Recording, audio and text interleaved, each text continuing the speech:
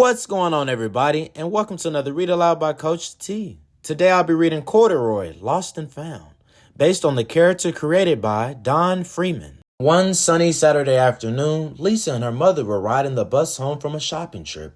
Corduroy sat comfortably on Lisa's lap as the bus bumped along. She held on to him so he wouldn't fall. Lisa took very good care of Corduroy. He looked out the window while Lisa and her mother talked about Lisa's birthday. Corduroy's ears perked right up.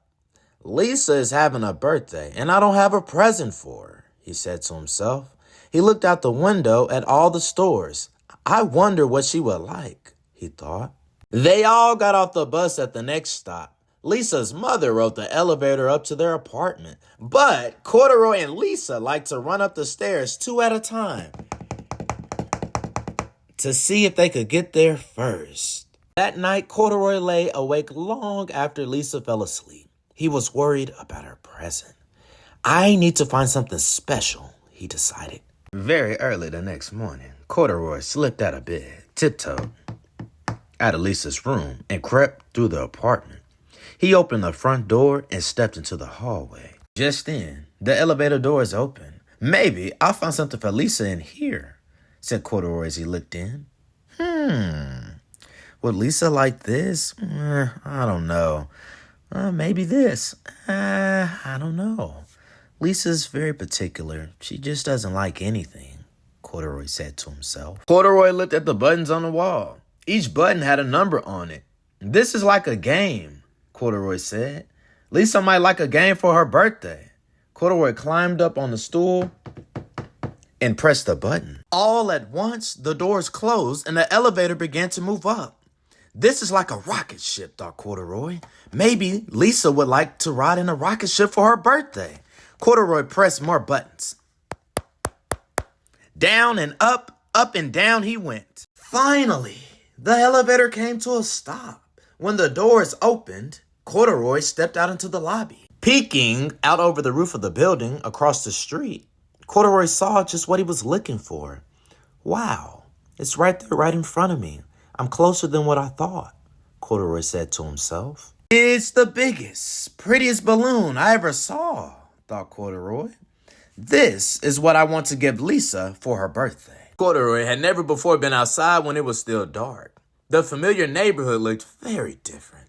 And where was Lisa's balloon? Then he saw it at the end of the street. It's getting away, cried Corduroy. He ran as fast as he could to catch it. Before he had gone very far, he saw a big brown dog. Unhand me. Maybe Lisa would like a pet for her birthday, thought Corduroy. Hello, he said to the dog. Arf, barked the dog, and it picked him up by the overalls and carried him down the street. Just when they got to the corner, a big, noisy truck slowed down.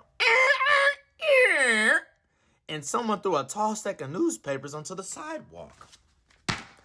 The dog was so surprised that he dropped Corduroy on top of the papers.